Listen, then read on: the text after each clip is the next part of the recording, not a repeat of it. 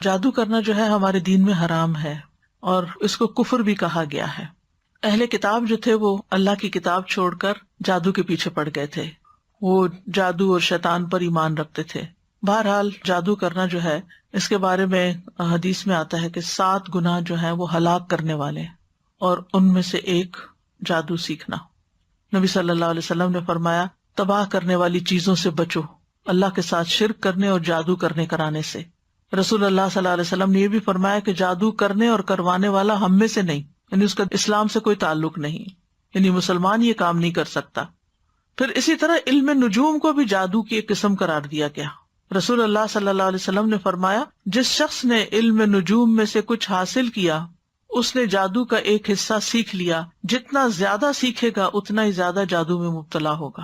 تو اس سے یہ پتا چلتا ہے کہ اس میں ستاروں سے بھی کچھ مدد لی جاتی ہے، کچھ حساب کتاب رکھا جاتا ہے۔ رسول اللہ صلی اللہ علیہ وسلم نے فرمایا عادی شرابی، یعنی جو مرتے دم تک شراب نہ چھوڑے، جادو پر ایمان رکھنے والا، یعنی کرنے کرانے والا یا سیکھنے والا یا سکھانے والا، اور قطع رحمی کرنے والا جنت میں داخل نہ ہوگا۔ ہاں اگر لا الہ الا اللہ پڑھتا تو ہو سکتا ہے کہ پھر سزا بھگت کے جائے، اللہ رحم کر دے۔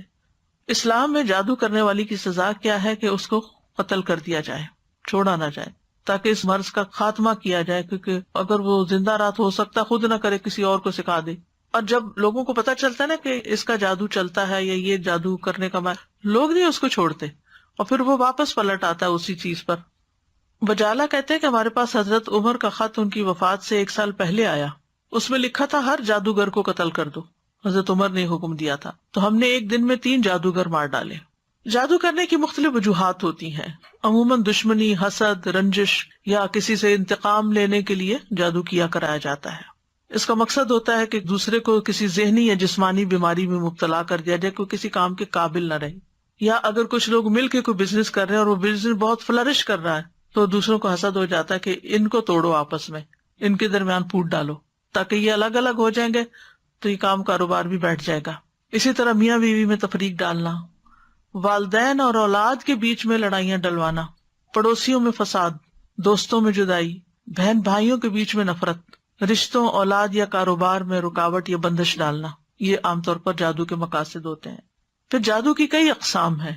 کچھ جادو انسان کو مار ڈالتے ہیں، یعنی ایسی بیماری لگ جاتی ہے انسان کو کہ وہ سروائیو بھی نہیں کر سکتا۔ کچھ صرف بیمار کر دیتے ہیں۔ کچھ جادو انسان کی عقل کو ختم کر دیتے ہیں۔ کچھ جادو انسان کے جسم کے کچھ حصوں کو بے حس بے حرکت کر دیتے ہیں۔ کچھ جادو ایسے ہیں کہ جو انسان کے حواس میں تبدیلی پیدا کر دیتے ہیں، یعنی چیز کچھ ہوتی ہے اس کو کچھ اور ہی نظر آ رہی ہوتی ہے، متحرک چیز کو ساکن دیکھتا ہے، ساکن کو متحرک دیکھتا ہے۔ کچھ جادو محبت کھینچ لاتے ہیں، کچھ جادو نفرت کی وجہ بنتے ہیں۔ تو بہرحال یہ سارے جو جادو کی اقسام ہیں ان کے نام بھی ہیں، جیسے سحر تفریق، سحر محبت، سحر تخیل، سحر جنون، سحر خمول جس میں صرف کاہلی سستی ہوتی ہے، سحر حواتف جس میں متاثر شخص چیختا پکارتا ہے، چیخے مارتا ہے، سحر امراض مختلف بیماریاں جیسے مرگی وغیرہ ہوتی ہے، سحر استحاضہ یعنی خواتین کو پیریڈز ختم ہی نہیں ہوتے۔ پھر جادو کی علامات بعض آہستہ آہستہ شروع ہوتی ہیں، بعض ایک دم اسٹرانگ آتی ہیں، جیسے سستی، گھبراہٹ، خاموشی، تنہائی کی عادت، کسی سے نہیں ملنا، کسی سے بات نہیں کرنی، ذہنی انتشار، حد سے زیادہ چڑچڑا پن، ذرا سی بات پہ بھڑک اٹھنا، کسی کام میں دل نہ لگنا، نماز روزہ عبادت چھوڑ دینا، بغیر کسی بیماری اور وجہ کے سر چکرانا، ڈراؤنے خواب آنا، خواب میں بھی رونا، چیخنا، چلانا، خون کے چھینٹے اور کپڑوں کو کٹا ہوا پانا، خامد بیوی کے درمیان آپس میں کوئی کشش محسوس نہ کرنا، بغیر کسی وجہ کے رشتہ داروں کا آپس کے معاملات میں بگاڑ ہو جانا، یعنی ایک دوسرے سے ملنا جلنا چھوڑ دینا۔ تو یہ اس کی ظاہری علامات ہوتی ہیں۔ اب یہ ہے کہ اس شر سے بچنے کے لیے کیا کرنا چاہیے، کیونکہ جن اور انسان دونوں ہی انسان کے دشمن ہو سکتے ہیں۔ سب سے پہلی بات یہ ہے کہ انسان اللہ کے ساتھ اپنا تعلق مضبوط کرے، اللہ پر بھروسہ کرے، اور دل میں یہ خیال نہ لائے اور یہ وہم نہ لائے کہ مجھے پر کوئی جادو کر دے گا، بلکہ اللہ پہ توکل کرے، اللہ کی پناہ لے۔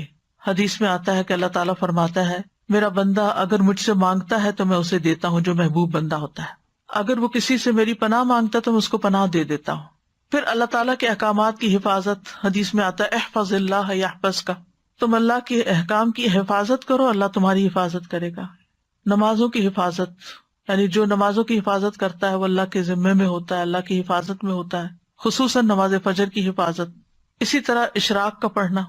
رسول اللہ صلی اللہ علیہ وسلم نے فرمایا، اللہ عز و جل فرماتا ہے، اے ابن آدم تو دن کے پہلے حصے میں میرے لیے 4 رکعتیں پڑھ لیا کر، میں اس دن کے آخری حصے تک تیری کفایت کروں گا.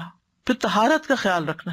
یاد رکھیے یہ جنات اور یہ شر اور شیاطین اور یہ جادو کے اثرات ان لوگوں پر زیادہ ہوتے ہیں جو پاک صاف نہیں رہتے، اپنے ڈرٹی بالوں کو صاف نہیں کرتے، اپنے استنجا کا صحیح اہتمام نہیں کرتے، یا نہاتے نہیں ہیں، یا صاف کپڑے نہیں پہنتے، یا اندھیرے میں رہنا پسند کرتے ہیں، یا سیاہ رنگ ان کو بہت پسند ہوتا ہے کیونکہ سیاہ رنگ کے اوپر شیاطین زیادہ آسانی سے کام کر لیتے ہیں. پہلے بھی حدیث میں نے آپ کو سنائی تھی کہ جب انسان سو کر اٹھے تو اپنے ناک کو خوب جھاڑے، کیونکہ شیطان جو ہے ناک کے باندھنے پر رات گزارتے ہیں. پھر صبح شام کی اذکار کی پابندی کریں. سونے جاگنے کے اذکار کی پابندی وہ بھی حفاظت کے لیے بہت ضروری ہے. بیت الخلاء میں جاتے ہوئے دعا پڑھیں. ہر کام سے پہلے بسم اللہ پڑھیں، کیونکہ جس کام میں بسم اللہ ہو جاتی ہے تو شیطان وہاں سے نکلتا جاتا ہے، وہ اس میں داخل نہیں ہو سکتا، شامل نہیں ہو سکتا. جیسے انسان اپنے گھر میں داخل ہوتا ہے تو بسم اللہ پڑھ کے دروازہ کھولے، کھانا کھانے لگتا ہے تو بسم اللہ پڑھ کر کھائے. اور اسی طرح لائٹ آف کر رہا ہے، لائٹ آن کر رہا ہے، کوئی چیز اٹھا رہا ہے، رکھ رہا ہے، تو بسم اللہ کو تکیہ کلام بنا لینا چاہیے ایک طرح سے لباس اتارتے وقت. اور پھر اسی طرح دائیں ہاتھ سے کھانا اور پینا چاہیے، کیونکہ شیطان بائیں ہاتھ سے کھاتا ہے. تو اگر بائیں ہاتھ سے آپ کھاتے ہیں تو شیطان بیچ میں شریک ہو جاتا ہے اور اس کو اپنا عمل کرنے کا موقع مل جاتا ہے. پھر مغرب کے وقت بچوں کو خاص طور پہ گھر سے باہر نہیں نکالنا چاہیے، کیونکہ مغرب کے قریب شیطان جنات جو ہیں وہ زمین پر پھیل جاتے ہیں اور اچکتے پھرتے ہیں. اب اس کا علاج کیسے کرنا چاہیے؟ سب سے پہلے یہ ہے کہ انسان قرآن سے علاج کرے. قرآن شفا ہے، نافع علاج ہے. قل هو للذین آمنوا ھدی وشفاء، کہہ دیجئے یہ ان لوگوں کے لیے جو ایمان لائے ہدایت اور شفا ہے. وَنُنَزِّلُ مِنَ الْقُرْآنِ مَا هُوَ شِفَاءٌ وَرَحْمَةٌ لِّلْمُؤْمِنِينَ وَلَا يَزِيدُ الظَّالِمِينَ إِلَّا خَسَارًا. ہم قرآن میں جو کچھ نازل کرتے ہیں وہ مومنوں کے لیے تو شفا اور رحمت ہے، مگر ظالموں کے خسارے میں ہی اضافہ ہوتا ہے. حضرت عائشہ سے مروی ہے کہ رسول اللہ صلی اللہ علیہ وسلم ایک مرتبہ ان کے پاس تشریف لائے تو دیکھا ایک عورت حضرت عائشہ کا علاج کر رہی ہے، بیمار جو تھی یا ان کو دم کر رہی ہے. تو آپ نے فرمایا کتاب اللہ کے ساتھ اس کا علاج کرو. آپ کو معلوم ہے کہ اس زمانے میں مدینہ میں کوئی حکیم، کوئی ڈاکٹر کچھ بھی نہیں تھا، وہ لوگ عام طور پہ بیمار نہیں ہوتے تھے. تو ایک حکیم کو پتا چلا کہ اس علاقے میں کوئی حکیم نہیں، تو وہ آ گیا کہ میں یہاں رہ کر لوگوں کا علاج کروں گا. 6 مہینے گزر گئے، اس کے پاس کوئی بھی نہیں آیا کہ کوئی بیمار نہیں پڑا. تو آخر اس نے راز پوچھا کہ کیا وجہ ہے. اس نے کہا کہ اس وقت تک ہم نہیں کھاتے جب تک بھوک نہیں لگتی، اور جب بھی بھوک باقی ہوتی ہے تو کھانا چھوڑ دیتے ہیں. بہرحال اگر چھوٹی موٹی کوئی تکلیف ہوتی بھی تھی تو دم وغیرہ کر لیتے تھے لوگ، قرآن پڑھ لیتے تھے، مسنون دعائیں ہیں وہ پڑھ لیا کرتے تھے، علاج ہو جاتا تھا. تو آپ صلی اللہ علیہ وسلم نے فرمایا کہ کتاب اللہ کے ساتھ اس کا علاج کرو، یعنی قرآن میں سے پڑھ کر اس پہ دم کرو. اسی طرح کچھ غذائیں ایسی ہیں کہ جو علاج ہیں، جیسے کلونجی. آپ نے فرمایا کلونجی کے دانوں میں موت کے علاوہ ہر بیماری کا علاج ہے، یعنی اس تیل پر دم کر کے انسان مریض کے متاثرہ حصے جو ہیں ان پر لگا سکتا ہے، مساج کر سکتا ہے. اور کلونجی کے دانوں پہ دم کر کے وہ پھر مریض کو کھلانا بھی چاہیے. اسی طرح شہد، یعنی صبح شام 1 چمچ شہد جو ہے اگر انسان کھائے نہار منہ، اور پھر اس کے بعد کچھ نہ کھائے کم از کم آدھا گھنٹہ، تو اس سے بھی جسم کے اندر سے زہریلے مادے نکلتے ہیں. قرآن میں آتا ہے یخرج من بطونها شراب مختلف الوانہ فیہ شفاء للناس. یہ اللہ تعالیٰ کا حکم ہے کہ شہد میں شفا ہے، خالص ہونا چاہیے. ٹھیک ہے. آپ صلی اللہ علیہ وسلم نے فرمایا شفا 3 چیزوں میں، پچھنا لگوانے میں، شہد پینے میں، اور آگ سے داغنے میں. اور میں اپنی امت کو آگ سے داغنے سے منع کرتا ہوں. تو اب شہد چاہے را پی لیں یا اس کو پانی میں ملا کے پی لیں، تو اس پہ بھی آپ دم کر کے رکھ سکتے ہیں اور اس کو بھی استعمال کر سکتے ہیں. آپ صلی اللہ علیہ وسلم نے فرمایا شفا تو صرف 2 چیزوں میں ہے، شہد لوگوں کے لیے شفا ہے اور قرآن دلوں کی شفا ہے. پھر آب زمزم، جس مقصد کے لیے اس کو پیا جائے تو اس سے شفا ہوتی ہے. اگر آپ کے پاس تھوڑا سا بھی آب زمزم ہو، کوئی حج سے آنے والا یا عمرے سے آنے والا آپ کے لیے لائے، تو آپ اس کو ضروری نہیں کہ ایک مرتبہ سارا پی جائیں، آپ اس کو دوسرے پانی میں تھوڑا تھوڑا ملا لیں، وہ پورے پانی کا مزاج بدل جائے گا. حدیث میں آتا ہے کہ انہا مبارکتن انہا طعام طعم، کہ وہ بابرکت ہے اور کھانے والے کا کھانا بھی ہے. اور حدیث میں بھی آتا ہے کہ زمزم کا پانی اس مقصد کے لیے جس کے لیے وہ پیا جائے. اور اگر آپ وہاں جائیں اللہ کے گھر تو زمزم سے نہائیں. نیچے وہ جگہ بنی ہوتی تھی پہلے، آپ کو نہیں معلوم، تو لوگ اپنے اوپر بھی بہاتے تھے. پیچھے کا صفا مروہ کی طرف سے جائے نا باہر نکل کے، تو وہاں ٹیپس لگی ہوئی ہیں جہاں ڈائریکٹ زمزم آ رہا ہوتا ہے. بوٹل بھر کے لے آئیں اور اپنے اوپر تھوڑا تھوڑا تھوڑا کر کے سارا بہا لیں. اس کو دم کر کے بھی نہا سکتے ہیں، اس سے بھی بیماری جاتی ہے، اور صبح شام اس کو پیا جائے. پھر اسی طرح دم کیا ہوا پانی جو ہے ناک میں ڈالنا اور جھاڑنا، یعنی ڈال کے اس کو جھاڑا جائے، کیونکہ یہ جگہ شیاطین کے بیٹھنے کی ہو جاتی ہیں. زیتون کا تیل استعمال کرنا، نبی صلی اللہ علیہ وسلم نے فرمایا زیتون کھاؤ اور اس کو لگاؤ، بے شک یہ مبارک درخت ہے. اچھا تو یہ ہے کہ شہد، زیتون کا تیل اور کلونجی کا تیل یا کلونجی کے دانے، ان کو انسان مکس کر کے رکھ لے اور اس میں سے ½ ٹی اسپون یا 1 ٹی اسپون صبح شام لے سکتا ہے یا ایک ٹائم لے سکتا ہے، کیونکہ ہر ایک کو ایک ڈوز نہیں چلتی. تو جو ان چیزوں کے ماہر ہوتے ہیں طب نبی کے، ان سے پوچھا جا سکتا، مشورہ کیا جا سکتا. یعنی یہ امیونٹی بڑھانے والی چیزیں، آپ اس میں سے پہلے تھوڑا لیں، آپ کو پچ گیا ہے پھر تھوڑا سا اور انکریز کر دیں، پھر تھوڑا سا اور کر دیں، پھر دیکھیں کہاں تک لمٹ ہے آپ کی. اس سے بھی انسان کے جسم کی بہت سی دردیں اور تکلیفیں جو ہیں وہ دور ہوتی ہیں. زیتون کا تیل صبح کے وقت پینا جو ہے یہ بھی بہت فائدے کا ہے. اور اب تو یہ بات بہت سننے میں آتی ہے نا کہ صبح سب سے پہلی چیز جو ہے، یا آپ کوکونٹ کا آئل لیں یا زیتون کا لیں یا کوئی بھی آئل لیں، کیونکہ وہ لیور کی کلینزنگ کرتا ہے. نبی صلی اللہ علیہ وسلم نے فرمایا زیتون کا تیل کھایا کرو. ڈائریکٹ بھی لے سکتے ہیں، اور اگر آپ کو مشکل ہے لینا تو آپ کسی چیز میں جیسے سیلیڈ وغیرہ میں ملا کے بھی کھا سکتے ہیں. فرمایا زیتون کا تیل کھایا کرو اور اس سے تیل لگایا کرو، وَالدَّهِنُ بِهِ، یعنی مساج وغیرہ کیا کرو، کیونکہ وہ بابرکت درخت ہے. تو جسم پر زیتون اور کلونجی کا تیل الگ الگ وقت پہ ملا جا سکتا ہے، دونوں کو مکس کر کے بھی ملا جا سکتا ہے. پھر اسی طرح تلبینہ کھانا، فرمایا تذهب ببعض الحزن، یہ کچھ غم بھی دور کر دیتا ہے. اجوا کھانا، 7 اجوا کھجوریں صبح کے وقت اگر کوئی کھائے تو اس سے بھی علاج ہوتا ہے. جس نے یہ کھجوریں کھا لی، نبی صلی اللہ علیہ وسلم نے فرمایا اسے زہر اور جادو کوئی نقصان نہیں دے گا. چونکہ اجوا ایک مہنگی کھجور ہے، تو اگر نہ میسر ہو تو کوئی بھی کھجور شفا کی نیت سے کھائی جا سکتی ہے.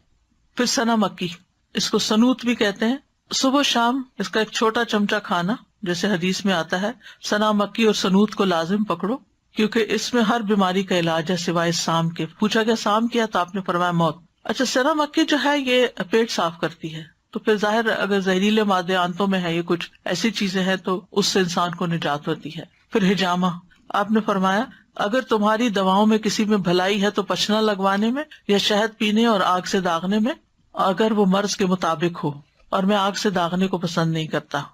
یاد رکھیے غیر شرعی طریقہ علاج سے ممانعت اختیار کرنی چاہیے، کہ انسان ایسے جادوگروں کے پاس جائے جو اس کو ایسی چیزیں کرنے کو کہے جو درست نہیں ہے. یعنی شعبدہ بازو سے علاج نہیں کروانا چاہیے، اور حرام میں شفا نہیں ہے. اگر کوئی کہے کہ شراب لے آؤ، میں اس کے اوپر کچھ منتر پڑھ دیتا ہوں اور اس سے تم مت پیو تو ٹھیک ہو جاؤ گے، تو ایسی چیزیں نہیں کرنی چاہیے. پھر جادو کا علاج جادو سے نہیں کرنا چاہیے. یعنی کچھ لوگ جادوگروں کے پاس چلے جاتے ہیں اور وہ ان کے جادو کا توڑ کرتے ہیں جادو کے ذریعے. اور پھر غیر شرعی جھاڑ پھنکار جو ہے، جس کو نشرہ کہا جاتا ہے، فرمایا یہ شیطانی عمل ہے، کیونکہ اس میں جنات کی مدد طلب کی جاتی ہے، روحوں کو پکارا جاتا ہے. اسی کے بارے میں آپ نے فرمایا تھا کہ میری امت کے 70,000 لوگ بلا حساب جنت میں داخل ہوں گے. یہ وہ لوگ ہیں جو نہ جھاڑ پھونک کرواتے ہیں، نہ پھال لیتے ہیں، بلکہ اپنے رب پر بھروسہ کرتے ہیں. تو یہ غیر شرعی جو نشرہ جو ہے یا غیر شرعی دم کے بارے میں ہے. جو شرعی دم ہے سورۃ فاتحہ پڑھ کر یا ویسے قرآن پڑھ کر کسی کے اوپر جھاڑنا پھونکنا، اس سے منع نہیں ہے. اور مثلا شیطان کو بگانے کا طریقہ آپ نے کیا بتایا، اعوذ باللہ السمیع العلیم من الشیطان الرجیم من ہمزہ ونفخہ ونفثہ پڑھ کر ستکارا جائے، پھونک ماری جائے جس میں تھوڑی لعاب بھی ہو، تو یہ بھی تو جھاڑ ہو گئے. خود نبی صلی اللہ علیہ وسلم جب بیمار تھے تو اپنے ہاتھوں پر معوذتین پڑھ کر پھونک مار کر سارے جسم کے اوپر اپنے ہاتھ پھیرتے تھے. جب کسی مریض کے پاس جاتے تو اس کے اوپر ہاتھ پھیر کر اس کے اوپر اللہ کا ذکر پڑھتے. یہی رقیہ ہوتا ہے، یہی دم ہوتا ہے. لیکن کاہنوں اور نجومیوں کے پاس نہیں جانا چاہیے اور تعویذ وغیرہ سے بچنا چاہیے. عبداللہ رضی اللہ عنہ کہتے ہیں میں نے رسول اللہ صلی اللہ علیہ وسلم کو یہ فرماتے ہوئے سنا کہ جھاڑ پھونک، تعویذ اور گنڈے سب شرک ہیں. جو صحیح والی جھاڑ پھونک ہے وہ منع نہیں ہے، جو نشرہ ہے اس کی بات ہو رہی ہے. کہتی ہیں میں نے کہا آپ یہ کیا کہہ رہے ہیں، اللہ کی قسم میری آنکھ بہتی تھی، میں فلاں یہودی کے پاس جاتی، وہ اس پہ دم کرتا، وہ ٹھیک ہو جاتی. تو عبداللہ بن مسعود نے فرمایا یہ شیطانی عمل ہے، شیطان اپنے ہاتھ سے اسے دھنساتا، جب تم اس پہ دم کراتی تو وہ باز آ جاتا. تمہارے لیے تو یہی کافی ہے کہ تم وہ دعا پڑھ لیا کرو جو رسول اللہ صلی اللہ علیہ وسلم پڑھتے تھے کہ اے لوگوں کے رب اس تکلیف کو دور فرما، مجھے شفا عطا فرما، تو ہی شفا دینے والا ہے، تیرے علاوہ کسی کی شفا کچھ نہیں، ایسی شفا عطا فرما جو بیماری کا نام و نشان نہ چھوڑے. اذهب البأس رب الناس واشف انت الشافی لا شفاء الا شفاؤک اشف شفاء لا یغادر سقما۔ پھر اسی طرح جادو سے حفاظت کے لیے اور جادو کے علاج کے لیے سورۃ الفاتحہ جو ہے یہ بہت فائدے کی ہے۔ اور اس کی دلیل کیا ہے؟ ابو سعید خدری کہتے ہیں کہ نبی صلی اللہ علیہ وسلم کے چند صحابہ عرب کے قبیلوں میں سے ایک قبیلے کے پاس سے گزرے تو قبیلہ والوں نے ان کی ضیافت نہیں کی۔ کچھ دیر بعد اس قبیلے کے سردار کو بچھو نے کاٹ لیا۔ قبیلے والوں نے کہا کہ آپ لوگوں کے پاس کوئی دوا یا کوئی دم کرنے والا ہے؟ تو صحابہ نے کہا کہ تم نے ہماری ضیافت نہیں کی، اب ہم اس وقت تک دم نہیں کریں گے جب تک تم ہمارے لیے اس کی مزدوری مقرر نہ کرو۔ یہیں سے راقی حضرات جو ہے وہ اس کی دلیل لیتے ہیں کہ راقی جو ہے وہ اجرت لے سکتا ہے۔ چنانچہ ان لوگوں نے چند بکریاں دینی منظور کر لی۔ پھر ابو سعید خدری سورۃ الفاتحہ پڑھنے لگے اور اپنا لعاب بھی اس جگہ پر ڈالنے لگے۔ اس سے وہ شخص اسی وقت ٹھیک ہو گیا، تندرست ہو گیا۔ چنانچہ قبیلے والے بکریاں لے کر آئے، لیکن صحابہ نے کہا جب تک ہم نبی صلی اللہ علیہ وسلم سے پوچھ نہ لیں ہم بکریاں نہیں لے سکتے۔ جب آپ سے پوچھا گیا تو آپ مسکرائے اور فرمایا تمہیں کیسے معلوم ہو گیا تھا کہ سورۃ فاتحہ سے دم بھی کیا جا سکتا ہے؟ ان بکریوں کو لے لو اور اس میں میرا حصہ بھی رکھو، یعنی خوش مزاجی سے آپ نے فرمایا۔ اور یہ اس لیے فرمایا گا کہ لوگوں کے دلوں کے اندر کراہت نہ ہو اس میں۔ تو اس میں آپ دیکھیے کہ بعض راکی اس سے یہ دلیل بھی لیتے کہ وہ 40 بکریاں تھی اور راکی کو 40 بکریوں کی قیمت تک کی قیمت لینے کا جواز ملتا ہے۔ بہرحال اللہ عالم۔ پھر سورۃ البقرہ جو ہے اس کا پڑھنا، نبی صلی اللہ علیہ وسلم نے فرمایا سورۃ البقرہ پڑھا کرو، اس کا پڑھنا باعث برکت ہے اور اس کا چھوڑنا باعث حسرت ہے، اور جادوگر اس کو حاصل کرنے کی طاقت نہیں رکھتے، یعنی اس پہ قابو نہیں پا سکتے۔ تو اس میں کیا کرنا چاہیے؟ روٹین میں روز سورۃ البقرہ کا کچھ حصہ پڑھتے رہنا چاہیے، جب پھر ختم ہو جائے پھر شروع کر لیں، پھر یعنی اور کچھ نہیں تو روزانہ 2 پیجز، یعنی صفحہ ایک صفحہ ادھر ہوتا ہے ایک صفحہ ادھر۔ مصحف عثمانی میں آپ دیکھیں آیت پہ ختم ہوتا ہے نا صفحہ، 2 صفحے ہر روز پڑھ لیا کریں، مثلا 4 صفحے ہر روز پڑھ لیں، 8 صفحے ہر روز پڑھ لیں تاکہ وہ برکت رہے۔ لگانا اور بات ہوتا ہے اور خود پڑھنا اور بات ہوتی ہے، کیونکہ اس میں تو صرف ہمارے کان سن رہے ہوتے ہیں، لیکن جب ہم خود پڑھتے ہیں تو ہمارا دل دماغ سب کچھ پھر حاضر ہوتا ہے اس میں۔ لیکن سورۃ البقرہ کی کچھ آیات جادو کے توڑ کے لیے بڑی مؤثر ہیں۔ اس میں الف لام میم سے لے کر المفلحون تک، اس کے بعد واتبعوا ما تتلو الشیاطین علی ملک سلیمان، آیت نمبر 102 سورۃ البقرہ کی، پھر آیت نمبر 163 اور 164 وَإِلَٰهُكُمْ إِلَٰهٌ وَاحِدٌ لَا إِلَٰهَ إِلَّا هُوَ الرَّحْمَٰنُ الرَّحِيمُ، پھر آیت الکرسی، پھر آمن الرسول۔ تو آپ دیکھیں زیادہ تر رقیہ تو یہی آ گیا۔ رسول اللہ صلی اللہ علیہ وسلم نے فرمایا اللہ تعالیٰ نے زمین و آسمان کی تخلیق سے 2000 سال قبل کتاب لکھی تھی، اس میں سے 2 آیتیں نازل کر کے ان سے سورۃ البقرہ کا اختتام کیا گیا، لہٰذا جس گھر میں 3 راتوں تک سورۃ بقرہ کی آخری 2 آیتیں پڑھی جائیں گی شیطان اس کے قریب نہیں آئے گا، یعنی پھر وہ جادو وغیرہ کا اثر نہیں ہوگا انشاءاللہ۔ دیگر قرآنی آیات بھی ہیں جیسے سورۃ آل عمران کی آیت نمبر 18 اور 19، شہد اللہ انہ لا الہ الا ہو، اس میں بھی توحید کی بات ہے۔ پھر سورۃ الاعراف آیت 54 سے 56 تک، ان ربکم اللہ الذی خلق السماوات والارض فی 6 ایام، اور آیت 56 ہے ولا تفسدوا فی الارض بعد اصلاحها۔ پھر سورۃ الاعراف کی آیت نمبر 117 سے لے کر 122 تک، وأوحینا الی موسیٰ ان الق عصاک فاذا ہی تلقف ما یأفکون، جو آج لیکچر کے شروع میں آیات آپ نے سنی، 117 سے 122 تک۔ پھر سورۃ یونس آیت 81 سے 82، فلما القوا قال موسیٰ ما جئتم بہ السحر ان اللہ سیبطلہ ان اللہ لا یصلح عمل المفسدین ویحق اللہ الحق بکلماتہ ولو کرہ المجرمون۔ پھر سورۃ طٰہٰ کی آیت وَأَلْقِ مَا فِي يَمِينِكَ تَلْقَفْ مَا صَنَعُوا إِنَّمَا صَنَعُوا كَيْدُ سَاحِرٍ وَلَا يُفْلِحُ السَّاحِرُ حَيْثُ أَتَىٰ۔ پھر سورۃ المؤمنون کی آیت ہے أَفَحَسِبْتُمْ أَنَّمَا خَلَقْنَاكُمْ عَبَثًا وَأَنَّكُمْ إِلَيْنَا لَا تُرْجَعُونَ فَتَعَالَى اللَّهُ الْمَلِكُ الْحَقُّ لَا إِلَٰهَ إِلَّا هُوَ رَبُّ الْعَرْشِ الْكَرِيمِ۔ یہ آگے بھی ہے أَنْتَ خَيْرُ الرَّاحِمِينَ تک۔ المؤمنون کی آیت نمبر 115 سے لے کر 118 تک، 115 سے 118، یہ سورۃ المؤمنون۔ اور سورۃ طٰہٰ کی آیت نمبر ہے 69 69، اور یونس کی ہے 81 اور 82۔ پھر سورۃ صافات پہلی 10 آیتیں، پھر سورۃ الاحقاف 29 سے 33 تک، پھر سورۃ الرحمن 33 سے 36 تک، پھر سورۃ الحشر 21 سے 24 تک، یعنی آخری آیتیں جو ہے نا لو انزلنا ھذا القرآن علی جبل۔ پھر اس کے بعد سورۃ التغابن آیت 14 سے 16 تک، پھر ہے سورۃ الجن آیت نمبر 1 سے 9 تک، پھر معوذات قل هو اللہ احد، قل اعوذ برب الفلق، قل اعوذ برب الناس، پھر کچھ مسنون دعائیں بھی ہیں۔ شہد کے بارے میں پوچھنا چاہ رہی تھی کہ اب آج کل تو جیسے مطلب شہد کی مکھیوں کو بھی وہ اس طرح سے نہیں ہوتا کہ شہد مکھی جا کے پھول سے جا کر لے، وہ رکھ دیتے ہیں کنسنٹریٹڈ سیرپ جس سے پھر وہ شہد بناتی ہیں، تو کیا وہ بھی اس میں آئے گا؟ اگر بالکل نہ ملے اصلی شہد تو پھر وہ بھی لے سکتے ہیں، کیونکہ بہرحال شہد کی مکھی اسے پروسیس کرتی ہے اس شوگر کو، تو اس کی کیفیت بدل جاتی ہے۔ آپ نے کہا تھا کہ یہ جب جادو کرتے ہیں نا تو یہ روحوں کو بھی بلاتے ہیں، رائٹ؟ جن وغیرہ جو ہوتے ہیں، ناٹ انسانوں کے مری ہوئی روح ہیں، وہ نہیں۔ سازا ایک سوال پوچھنا تھا کہ اگر کسی کے اوپر جیسے جادو کا اثر ہو لیکن اس کو نہیں اندازہ کہ اس کے اوپر اثر ہے، اس کو اس کے اثرات محسوس ہو رہے ہیں، کوئی بیماری میں مبتلا ہو گیا، کسی پریشانی میں، اب وہ اس پریشانی کو دور کرنے کے لیے ذکر اذکار، نماز، روزہ جو بھی اپنے طور سے کر رہا ہے، تو کیا ضروری ہے کہ وہ علاج کا سوچ کے ہی جادو کا علاج کیا جائے، یا وہ اپنے جو نارمل اپنے یعنی ذکر اذکار میں بھی اضافہ کر دیتا ہے تو اس سے بھی اس کا علاج توڑ ہو سکتا ہے؟ اس سے بھی توڑ ہو سکتا ہے، ضروری نہیں کہ وہ یہ سوچ کے کرے کہ مجھ پہ جادو ہوا ہوا تو میں جادو کا توڑ کر رہا ہوں۔ اگر ویسے بھی کیونکہ کبھی کبھی ذہن نہیں جاتا آپ کا کہ کوئی جادو کا اثر ہوگا، بٹ آپ کو اثرات محسوس ہو رہے ہوتے ہیں اس کے۔ لیکن جب آپ وہ قرآن وغیرہ پڑھتے ہیں، جو بھی ایک میں ابھی انشاءاللہ اینڈ پہ بتانا چاہ رہی تھی، ابھی بتا دیتی ہوں، اس سے جو کہ آپ نے پوچھ ہی لیا، کہ رقیہ بھی کئی قسم کا ہے۔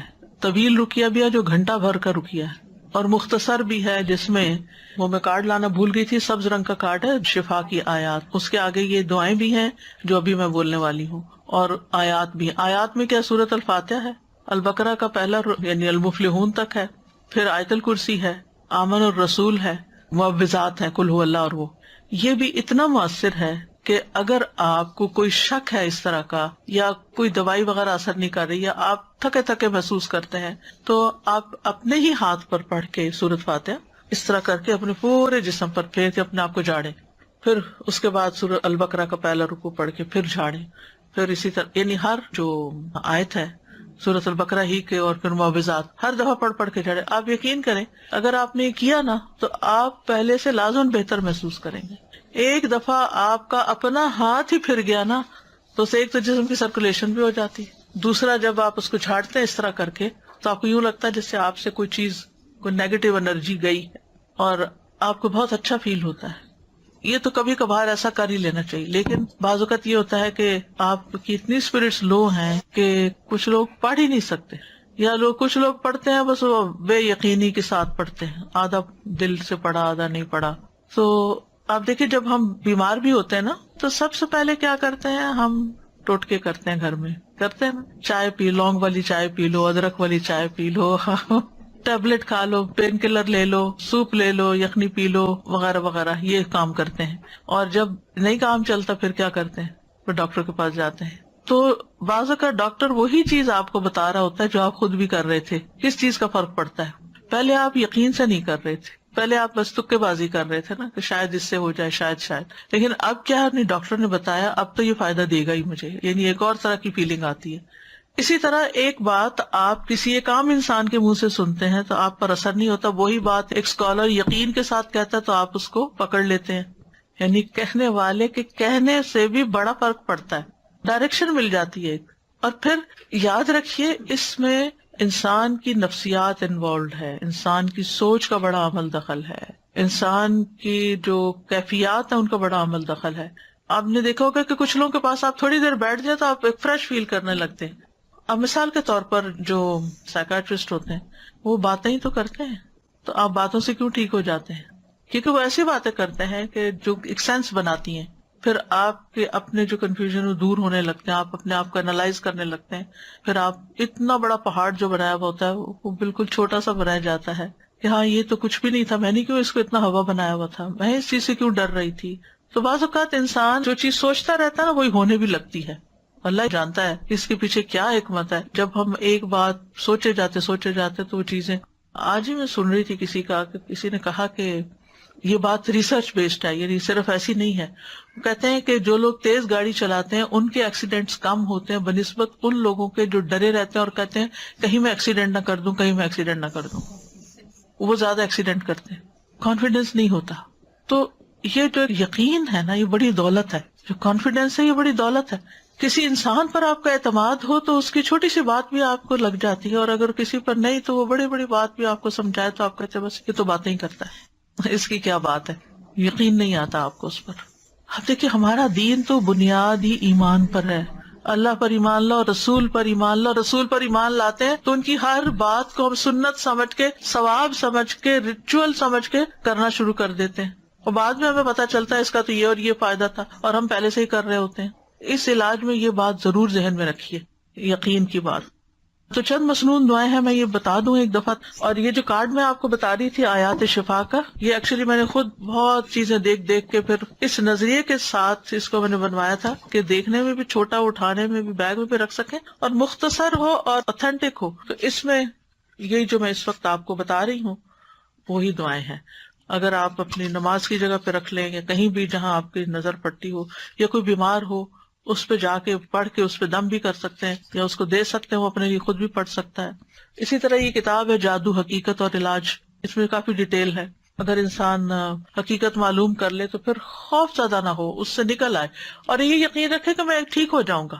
یعنی جب بیمار کو یہ ہوتا کہ میں نے ٹھیک کوئی نہیں ہونا، جیسے وہ ایک بوڑھے کے بخار ہو گیا تھا تو آپ نے اس کو جب سمجھایا تو اس نے کہا کہ نہیں یہ تو مجھے قبر میں اتار کے ہی چھوڑے گا، تو آپ نے کہا پھر ٹھیک ہے۔ تو سوچ سے بھی بہت تعلق ہوتا ہے چیزوں، پازیٹیو سوچیں ہمیشہ۔ ایک اور دعا، اعوذ بکلمات اللہ التامات التی لا یجاوزہن بر ولا فاجر من شر ما خلق وذرأ وبرأ ومن شر ما ينزل من السماء ومن شر ما يعرج فيها ومن شر ما ذرأ في الأرض ومن شر ما يخرج منها ومن شر فتن الليل والنهار ومن شر كل طارق إلا طارق يطرق بخير يا رحمن۔ میں اللہ کے کامل کلمات کے ساتھ پناہ پکڑتا ہوں جن سے آگے نہ تو کوئی نیک اور نہ ہی کوئی برا شخص بڑھ سکتا ہے، ہر اس چیز کے شر سے جس کو اس نے بنایا، پیدا کیا اور پھیلایا، ہر اس چیز کے شر سے جو آسمان سے اترتی ہے، اور اس چیز کے شر سے جو اس میں چڑھتی ہے، اور اس چیز کے شر سے جسے اس نے زمین میں پیدا کیا، اور اس چیز کے شر سے جو اس سے نکلتا ہے، اور رات اور دن کے فتنوں کے شر سے، اور رات کو آنے والے کے شر سے، سوائے اس کے جو خیر کے ساتھ آئے، اے رحم فرمانے والے۔ یہ جو ہے جبریل علیہ السلام کی سکھائی ہوئی دعا ہے، ٹھیک ہے۔ ابو طیاح کہتے ہیں ایک آدمی نے عبد الرحمن بن خنبش سے پوچھا کہ رسول اللہ صلی اللہ علیہ وسلم نے اس وقت کیا کیا جب ان کے پاس شیاطین آئے؟ انہوں نے کہا شیاطین مختلف وادیوں گھاٹیوں سے اتر کر آپ کے پاس آئے، اور ان میں سے ایک شیطان کے ساتھ آگ کا شعلہ تھا جس کا ارادہ یہ تھا کہ وہ رسول اللہ صلی اللہ علیہ وسلم کو جلا دے، یعنی اتنے ڈھیروں ڈھیر آ گئے، لیکن وہ مروب ہو گیا، خود ہی پیچھے ہٹنے لگا۔ اتنی دیر میں جبریل آپ کے پاس آئے اور کہنے لگے اے محمد کہیے۔ آپ نے پوچھا کیا کہوں؟ انہوں نے کہا آپ کہیے یہ دعا، یہ پڑھیے، یعنی اگر ڈھیروں شیطان بھی آپ کے پیچھے لگ جائیں تو اس دعا سے بھاگ جائیں گے انشاءاللہ۔ اور اس میں پناہ لی گئی ہے اللہ کے سارے کلمات سے، سب کتابوں یعنی قرآن اور اس کے علاوہ بھی جو کچھ ہے، اور پھر ہر چیز کے شر سے، جو اوپر سے آئے، جو نیچے سے جائے، رات کا شر، دن کا، ہر قسم کا شر، اور ہر طرح کے فتنے اور ہر طرح کے حادثے جو رات کو آئیں یا دن کو آئیں۔ تو یہ دعا بہت فائدے کی ہے، صبح شام کی دعاؤں میں آپ شامل کر سکتے ہیں۔ اسی طرح ایک اور دعا بھی ہے، اعوذ بوجہ اللہ العظیم الذی لیس شیء اعظم منہ وبکلمات اللہ التامات التی لا یجاوزہن بر ولا فاجر وباسماء اللہ الحسنی کلہا ما علمت منہا وما لم اعلم من شر ما خلق وبرأ وذرأ۔ میں اللہ کے عظیم چہرے کی پناہ پکڑتا ہوں جس سے عظیم کوئی اور چیز نہیں، اور اس کے مکمل کلمات کے ساتھ پناہ لیتا ہوں جن سے آگے کوئی نیک یا بد بڑھ ہی نہیں سکتا، اور اس کے تمام اسماء حسنہ کے ساتھ پناہ لیتا ہوں جن کو میں جانتا ہوں، جن کو میں جانتا بھی نہیں ہوں۔ کس سے؟ ہر اس چیز کے شر سے جس کو اس نے بنایا، پیدا کیا اور پھیلا دیا۔ بات ہی ختم، کوئی چیز بچی نہیں۔ کعب الاحبار کہتے ہیں اگر میں یہ چند کلمات نہ پڑھتا تو یہودی مجھے گدھا بنا دیتے، یعنی یہ حضرت کعب الاحبار جو کہ یہودی عالم تھے وہ پڑھا کرتے تھے، کیونکہ یہود بہت زیادہ جادو میں پڑ گئے تھے، تو اس کا انہوں نے توڑ بتایا۔ پھر اعوذ بکلمات اللہ التامات من غضبہ وشر عبادہ ومن ھمزات الشیاطین وان یحضرون۔ میں اللہ کے تمام کلمات کی پناہ میں آتا ہوں اس کی ناراضگی سے، اس کے بندوں کی شرارتوں سے، شیطانوں کے وسوسوں سے، اور اس بات سے کہ وہ میرے پاس آئیں۔ پھر اعوذ بکلمات اللہ التامات من کل شیطان وہامۃ ومن کل عین لامۃ۔ میں پناہ پکڑتا ہوں اللہ کے پورے کلمات کے ذریعے، اور ہر ایک شیطان سے، اور ہر زہریلے جانور سے جیسے سانپ، بچھو وغیرہ، اور ہر نقصان پہنچانے والی بری نظر سے۔ پھر 3 دفعہ شام کے وقت اعوذ بکلمات اللہ التامات من شر ما خلق اور بسم اللہ الذی لا یضر مع اسمہ شیء فی الارض ولا فی السماء وہو السمیع العلیم. پھر اسی طرح اگر آپ دوسرے کو دم کر رہے ہیں تو اللہم رب الناس مذہب البأس اشفی انت الشافی لا شفاء الا شفاء الا انت شفاء لا یغادر سقما، یہ صحیح بخاری کی روایت ہے. پھر اذہب البأس رب الناس انت الطبیب وانت الشافی، اے اللہ جو لوگوں کا رب ہے تکلیف دور کر دے، تو ہی طبیب، تو ہی شفا دینے والا ہے. امسح البأس رب الناس بیدک الشفاء لا کاشف لہ الا انت، اے لوگوں کے رب اس تکلیف کو دور کر دے، شفا تیرے ہاتھ میں ہے، تیرے علاوہ کہیں اور سے شفا نہیں مل سکتی. پورا یقین و توکل اور بھروسہ اللہ پہ. بسم اللہ ارقیک من کل شیء یؤذیک من شر کل نفس او عین حاسد اللہ یشفیک بسم اللہ ارقیک، میں اللہ کا نام لے کر آپ پر دم کرتا ہوں ہر اس چیز سے جو آپ کو تکلیف پہنچائے، ہر نفس کے شر سے اور نظر بد سے، اللہ آپ کو شفا عطا فرمائے. میں اللہ کا نام لے کر آپ پہ دم کرتا ہوں. بسم اللہ یبریک ومن کل داء یشفیک ومن شر حاسد اذا حسد وشر کل ذی عین، اللہ کے نام کے ساتھ وہ آپ کو صحت دے اور ہر بیماری سے شفا دے، اور حاسد کے شر سے جب وہ حسد کرے، اور ہر بری نظر والے کے شر سے محفوظ رکھے. اور اسأل اللہ العظیم رب العرش العظیم ان یشفیک 7 دفعہ پھر پڑھے. میں اللہ عظمت والے سے دعا کرتا ہوں جو عرش عظیم کا رب ہے کہ وہ تمہیں شفا دے دے. تو یہ ہے علاج، آپ خود بھی کریں، اگر نہیں کام چلتا تو پھر کسی ماہر راقی سے بھی کروا سکتے ہیں علاج، لیکن توڑ اللہ کے کلام میں ہی ہے جو کہ جائز بھی ہے اور فائدہ مند بھی ہے، کیونکہ غلط طریقوں سے جادو کا توڑ جادو سے کرانا جو ہے یہ منع ہے. اور بعض اوقات وہ جنات کو اس طرح مدد کے لیے پکارتے ہیں کہ جس میں شرک کا پہلو بھی آ جاتا ہے.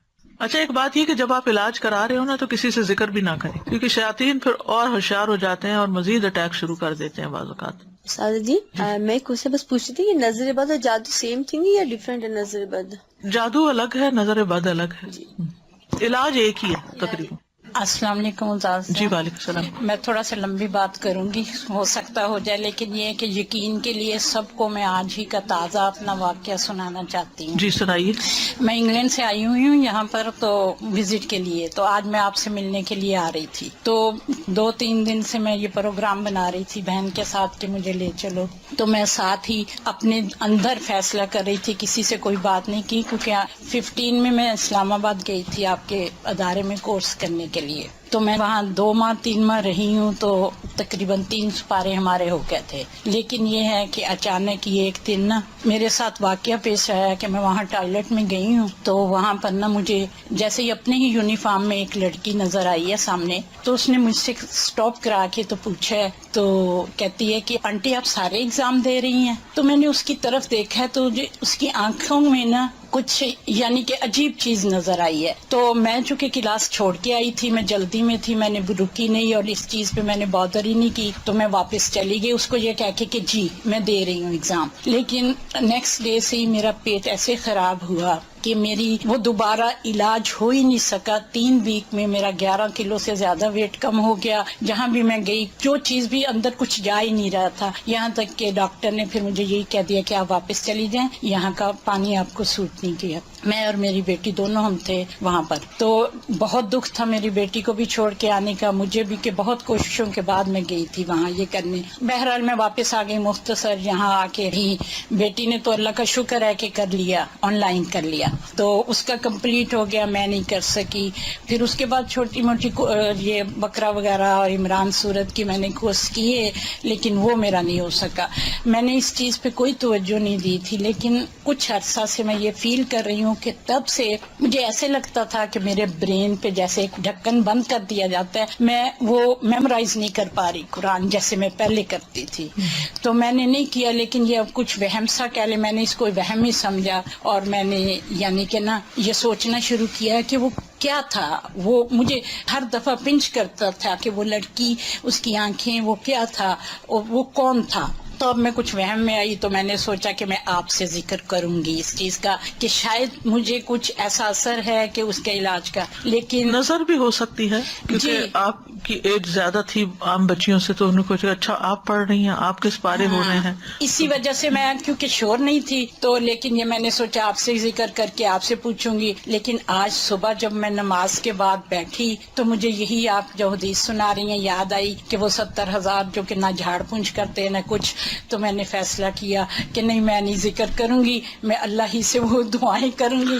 جی سب سے پہلا کام یہی کرنا چاہیے کہ اللہ کی طرف رجوع کرنا چاہیے اور پھر اللہ تعالیٰ ہی گائیڈ کر دیتا ہے لیکن انسان. میں اب اللہ کا اتنا شکر کر رہی ہوں کہ وہ کیسے دلوں کو جانتا ہے کہ مجھے آج نہیں پتا تھا کون سی کلاس ہے، مجھے نہیں پتا تھا یہاں کیا درس ہوگا کیا نہیں ہوگا، مجھے نہیں پتا تھا کہ میرا علاج ہی اللہ تعالیٰ آج مجھے دکھا دیں گے. میں اس کی شکر گزار ہوں. ہمارا کل کا ٹاپک جو ہے وہ نظر بد سے متعلق ہے، نظر بد کا علاج جو ہے.